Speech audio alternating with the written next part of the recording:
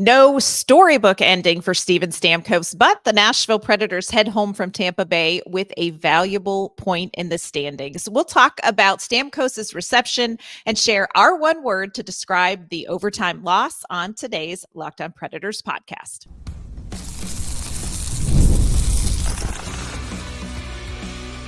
You're Locked On Predators, your daily podcast on the Nashville Predators, part of the Locked On Podcast Network. Your team every day. Happy Tuesday to all of our Locked On Predators podcast listeners. Thank you for making us your first listen of the day. We are your free daily Nashville Predators podcast. We're a part of the Locked On Podcast Network, your team every day. Want to kick off this Tuesday episode welcoming any first-time listeners and, of course, giving a shout out to our everydayers and to our Locked On Predators insiders. We love spending a little bit of your day with you and talking Nashville Predators hockey. I'm Ann Kimmel. I'm a writer with Penalty Box Radio, and my friends, I have a partner in crime. You do. I'm Emma Lingen, and I'm the Predators site editor and reporter for the Hockey News. Well, Emma, the day that we have dreaded since the schedule came out has come and gone. Steven Stamkos made his emotional return to Tampa Bay. We're going to talk about the reception he received there. We're also going to talk about how Nashville was able to get a point in an overtime loss against a really good Tampa Bay Lightning team. Before we dive into all of that, want to let you know that today's episode is brought to you by FanDuel. You can start the season with a big return on FanDuel. New customers can place a $5 bet, and you'll get started with $150 in bonus bets if you win your first $5 bet. Visit FanDuel.com to get started. All right, Emma, we survived. Not going to lie. I had a lot of secondhand anxiety about this Tampa Bay game. Stamkos, of course, returned to Tampa Bay for the first time since joining the Nashville Predators. What did you think of the reception that he received in Tampa Bay, and were you surprised by it?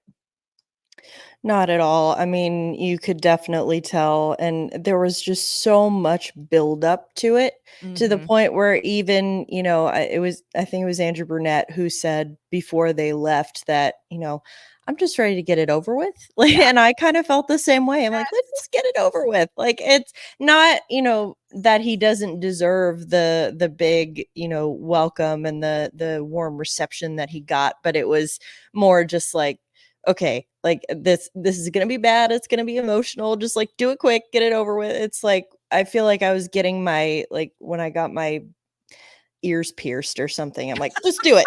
Just do it. Get it over with. Real quick. It's over. Yeah. And then they got over it. But I think, no, I mean, it was really, I have to give some credit to him for holding it together, to be honest, because that had to be really emotional because like he said it before, it wasn't just, 16 years. I mean, 16 years is a very long time, but he grew up there that, he came there as a kid. He was 18 years old and he grew into a man there. And, basically all of his formative adult years were spent in that place. And so it's, it's not just the length of time, it's what that time represented for him in his life, on and off the ice. And so I can't imagine, but I'm happy for our sake and for his that they got it out of the way. All right, it's done. Now, every time you go back there, it's not going to be the first time anymore. And, just gets a little bit easier every time. Yeah, I loved that ESPN did a great job. They did not cut to commercial break for that first break. So we all got to see the reaction video. We all got to see Steven Stamkos watching the video. I thought it was really interesting. They panned over to John Cooper and he was watching the video and showed all of his teammates.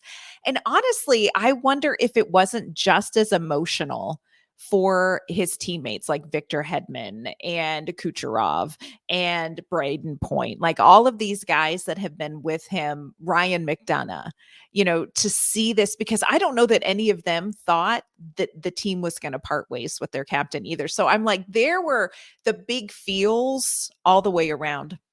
I thought I'll be honest, I get sad every time I feel like I see a clip of an interview with Victor Hedman and someone asks him about Steven Stamkos.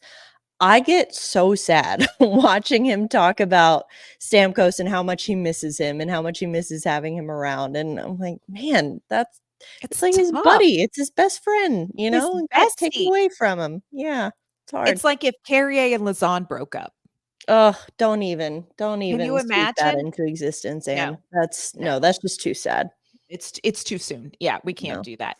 But I love the crowd chanted his name after the video. I love that the crowd cheered when it was announced that he had an assist on one of the goals. Like, this is and you love to see it in sports, you love to see the relationship between athletes and the fan bases. And I love that it didn't change for Steven Stamkos. I love that Tampa Bay still has mad respect and mad love for him. And so I think that was great to see. But I am with you. Like, we're done. Can we move past this? I will say this. I thought this was the most relaxed version of Steven Stamkos that I think we've seen play hockey yet. Like, I think he looked more comfortable. Now, that could just be chronology. It could just be like, hey, we're getting to the time where he's getting more comfortable. Or it could be like, oh, I know the ice here. But I thought he looked pretty comfortable. Not saying that the rest of the Predators team did. And we're going to get into that in the next segment, of course. It was a big brouhaha, Steven Stamkos's media availability ahead of the game tonight. Of course, everybody and their brother was there to catch up with him and talk to him. This was one of the biggest trades. I mean, it was the biggest move of this offseason, but just one of the biggest trades that we have seen, or one of the biggest moves that we have seen in recent years for a major player going to another team. They talked a little bit to Steven Stamkos about what that transition is like, going from being the captain to being the new guy in the locker room. This is what he had to say. Under the circumstances, that was something that I was going to have to deal with. And you come into not only a new organization, but a new group of guys, and you have to find your way a little bit, and you have to figure out where you fit in, and just little things like that. I think that's part of a natural transition period for sure. And there's some good days, some days where you're still figuring things out. Like I said, I was here for so long. You were the guy that everyone was coming up to with questions and concerns, and you'd have all the answers, right? And now I'm the guy asking the questions. So it's a little different in that. But listen, it takes time. Not as much as you want things to just click overnight. There is a transitional period, and certainly working through that right now. And as long as I can kind of control the mental aspect, that's something that has certainly been something I really never had to worry about, in terms of just kind of being in that comfort zone that I don't know, it was almost just like you're in that zen all the time, because you just know exactly what's going to happen, and in the players and the chemistry you build with guys over numerous years, and now you start from scratch. So that's taken some time, and continue to work at it. I thought that was really insightful. I thought his whole conversation with the media was so insightful and very honest. But he is the new guy. He's only ever been the new guy one other time in his professional career. And he is the new guy, and he is working on building those relationships and that chemistry, which is something I believe I've heard before on the Locked On Predators podcast. Correct me if I'm wrong, Emma. But patience, y'all. Patience with Steven Stamkos. I really like that he, was very real with that answer. And he was like, look, it's like anything. It seems so simple, but it's like, oh, you don't really think about it until you're forced to. But it's almost like when this is probably not going to make me sound like a good driver, but like sometimes if there's some place that, like, I remember when I was in high school and I drove to school at like 6:30 in the morning, because I had to get on the road before all the traffic hit. And sometimes you're tired, you kind of zone out a little bit. And it's one of those things where you're like, oh, I'm here. And it's like, I don't even remember getting off at the exit. Somehow I'm here. And like, that again, I'm a very responsible driver, I promise. But, you know, sometimes when you have that like muscle memory and you just don't even think about it, and it's like, okay, I do this same thing every day. I'm kind of, you know, not that you're putting it in cruise control, because you're still very much in control, but it's just like a certain comfort level you have, that it's, you just kind of, like he was saying, the zen that you're in. Yes. And I think it seems like such a simple, small thing, but it's actually huge, because then, you know, what if I transferred schools and I started going to a different school? I couldn't do that anymore. I'd have to be, okay, I need to turn here. I need to do this. I need to like find the back roads if the main road is closed or whatever. It's just they seem like little simple things, but it really does kind of take a lot of mental energy. And I think that he is experiencing that now. Yeah, there is so much unlearning that Steven Mhm. Stamkos has to do that I think people don't acknowledge. His natural inclination, his natural instincts have to change after, you know, playing with the same line mates for a long time, playing in the same organization for a long time. And yes, there are adjustments as he got a different head coach or his line mates changed. But in general, he was in his comfort zone and he's way outside of it. I will say this. I liked that he also was very frank and he said, you know, I thought the transition off ice was going to be much harder. It's been easier for his family, which I'm so glad for. But the transition on ice has been more challenging than he thought it would be. But again, I really feel like we're going to see this coming. You know, we're only 9 games, y'all. Only 9 games. I know it feels like dog years because of those first 5 losses, but we're only 9 games into the season, and Steven Stamkos is going to get it together. So again, just patience. A really great return, and now we can all turn the page and talk about hockey and Steven Stamkos a little more. Coming up, that's exactly what we're going to do. Emma and I are going to talk about the overtime loss in Tampa Bay. We're going to tell you our one word for this game and some of the takeaways and the things we saw.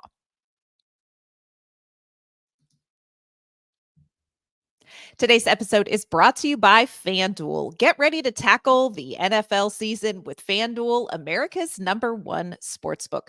Because right now, new customers can bet $5 and get $150 in bonus bets if you win.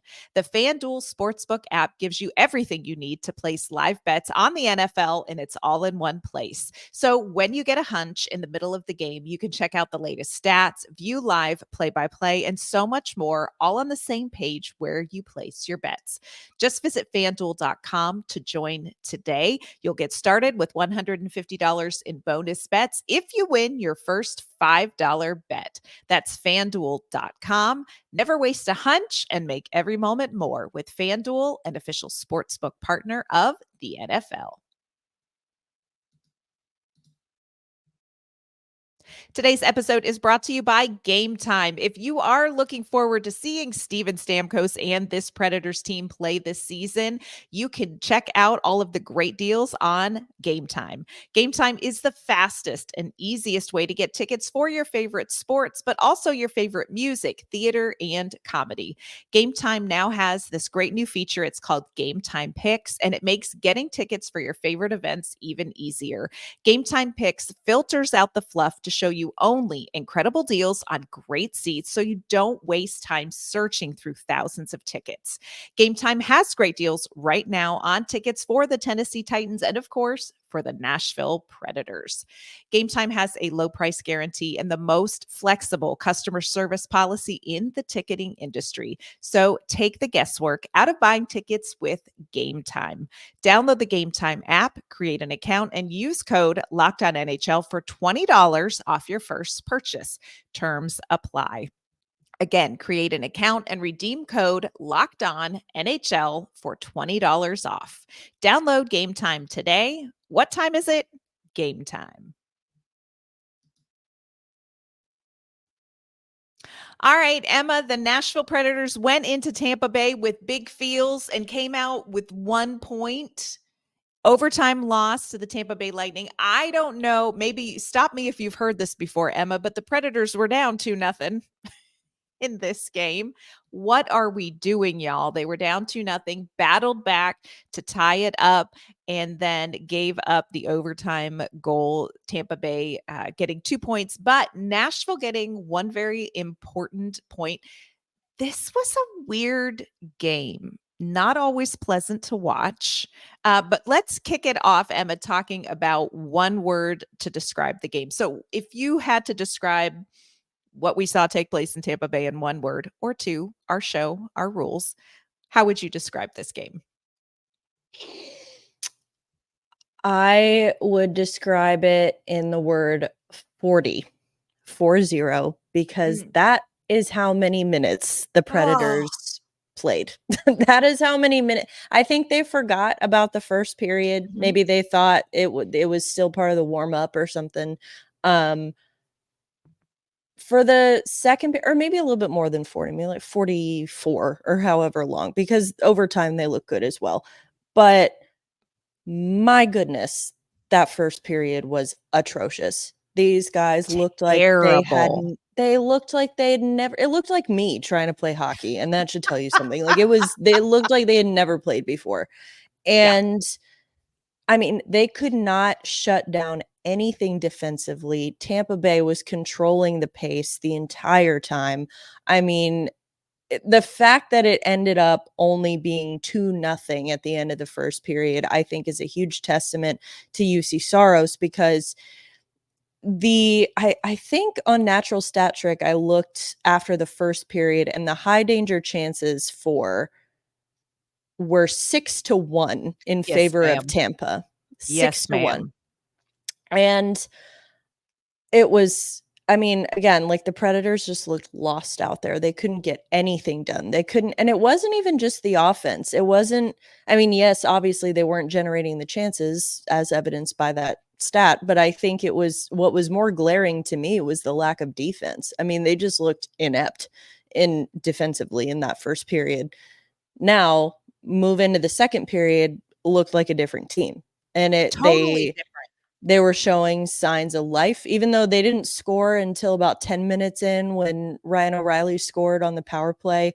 But they still looked better. They looked competitive. They looked like they had life. So I don't know what was said in that locker room at the first intermission, but it must have worked, because, you know, obviously they come back. Ryan O'Reilly gets the goal on the power play, kind of an ugly, greasy goal, like we've talked about. You need those sometimes.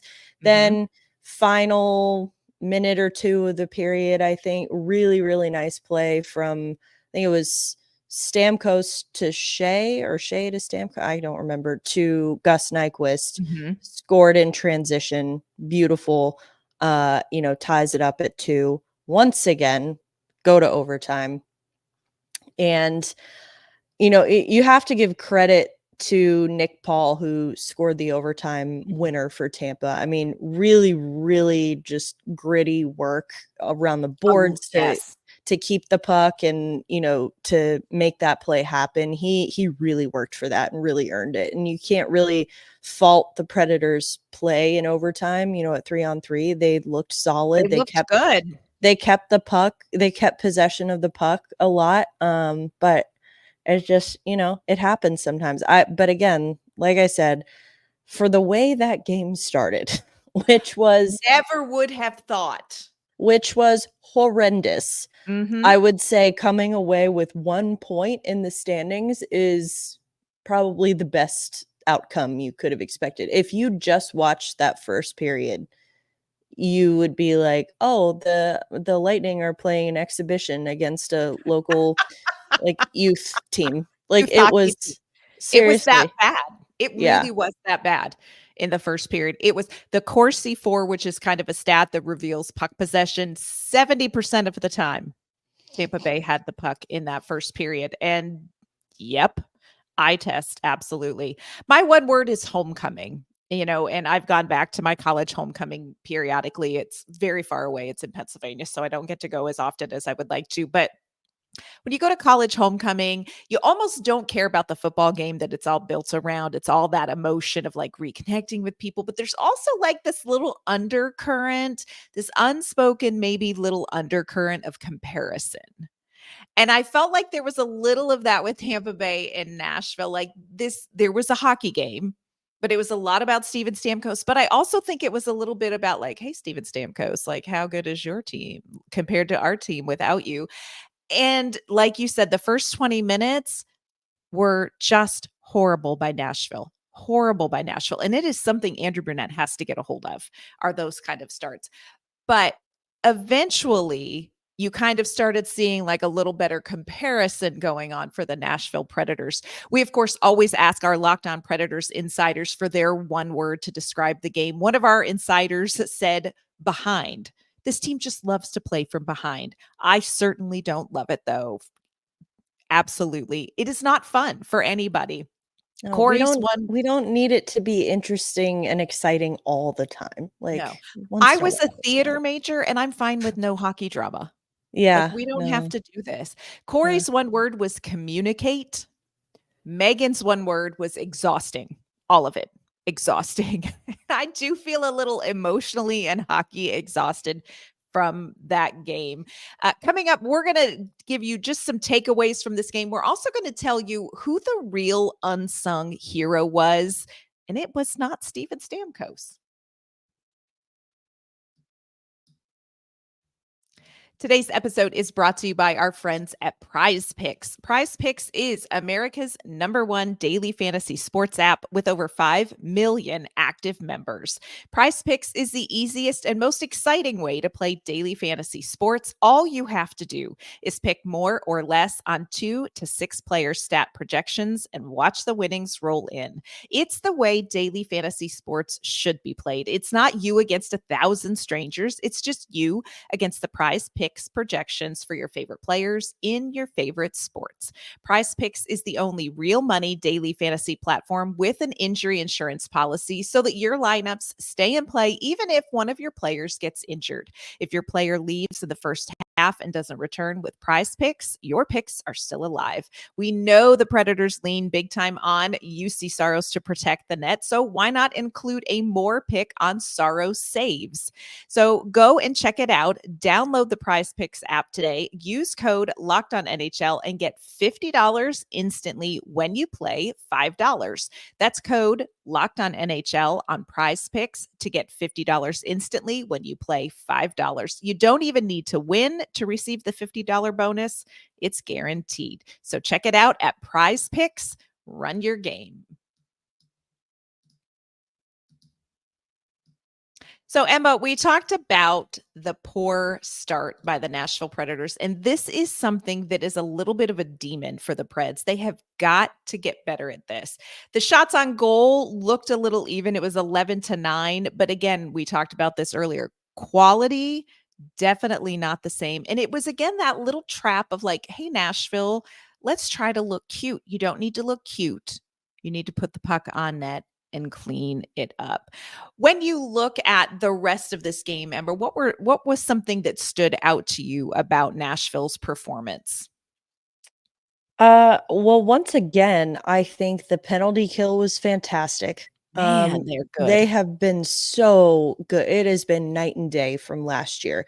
It's almost like you almost find yourself wanting them to get called for a penalty. You want them to go down, to 5-on-4 so they can just flash their Watch brilliance. this. Well, and I think it was interesting you brought up that kind of comparison and like kind of eyeing up, the people your competition maybe and be like, you just want the satisfaction to know that like I won life a little bit, like I'm doing better at life than you are. And I think that the biggest thing for me with Tampa is that they had always been that great power play team. I mean, led the league last year, and Steven Stamkos was a huge part of that. Now, while he has not really like single-handedly turned around Nashville's power play, Tampa's power play did not look good. It was rough. It was rough. And I know that that's more about like it's more about Tampa and less about Nashville, but it's like it's a nice little kind of, hey, at least we can take solace in the fact that while Steven Stamkos is still figuring things out and he's not quite the offensive juggernaut yet that he was, kind of supposed to be. It's like, at least, Tampa's struggling a little bit without him. Like, They are missing him. They Yeah. are missing him on that power play. And I know they're still trying to find their new mojo, but they have not found it yet. And when you have them kind of still struggling to figure it out and you put Nashville's penalty kill out there, it really was Nashville won that when those special teams were on the ice. It was very clear that Nashville was in charge. Oh, for sure. Special teams, Nashville controlled that 100%. I think, though, when talking about the penalty kill, you have to talk about sometimes who is your most important and most valuable penalty killer, and that's your goalie. And UC Saros, my lord, had himself a night. Yes. He, again, it's like so many parts of this we should just like clip and record it and play it again after the next game, because it'll all probably still be relevant. Like Predators go down 2-0, they come back and tie it. UC Saros, really good penalty kill, great. And that would just put it on repeat.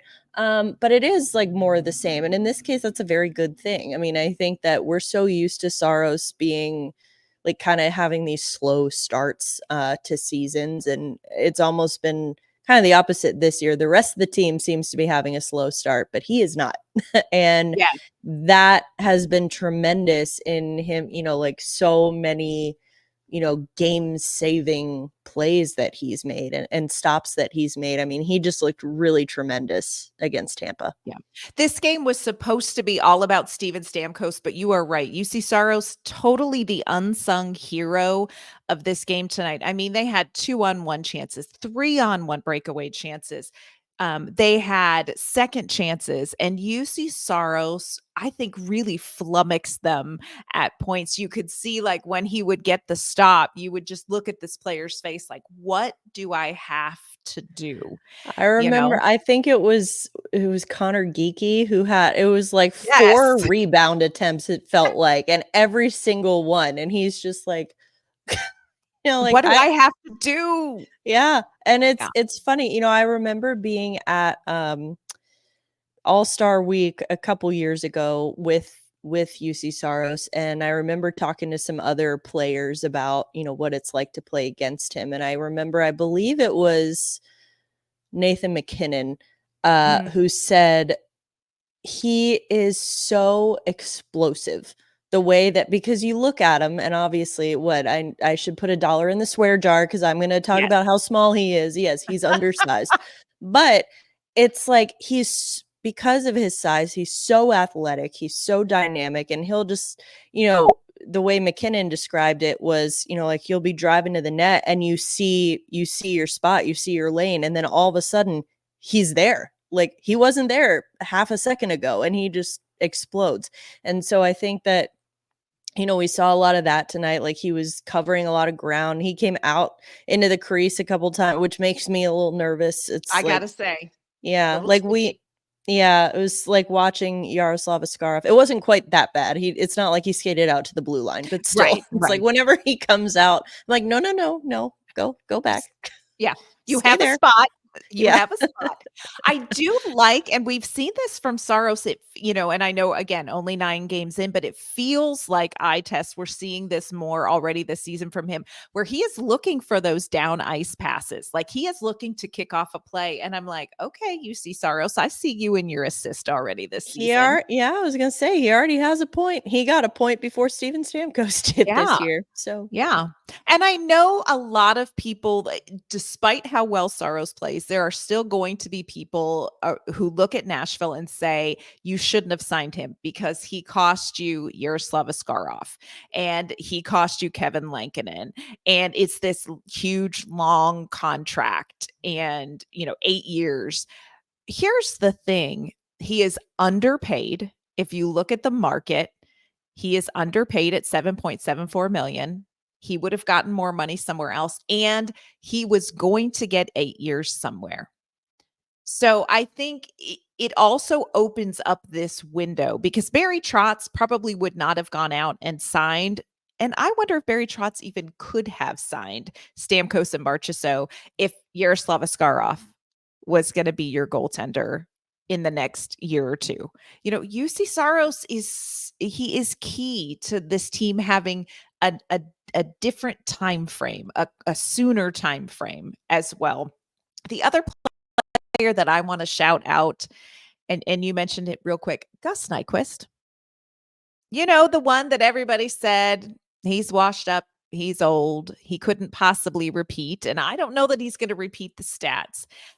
But Gus Nyquist is not retired, y'all, in case you hadn't noticed. He is the oldest guy on the team now at 35, but you wouldn't be able to tell by watching him.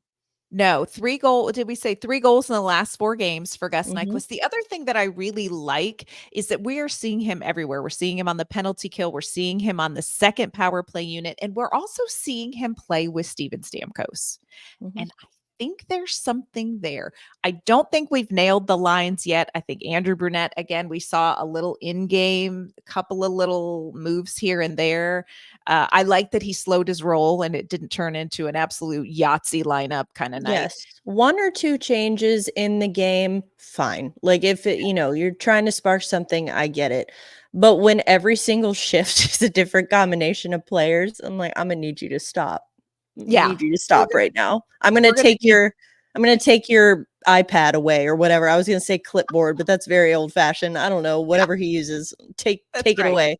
Take it away. But yeah, I thought Gus Nyquist, again, he's just a guy who does a lot of little things really, really well.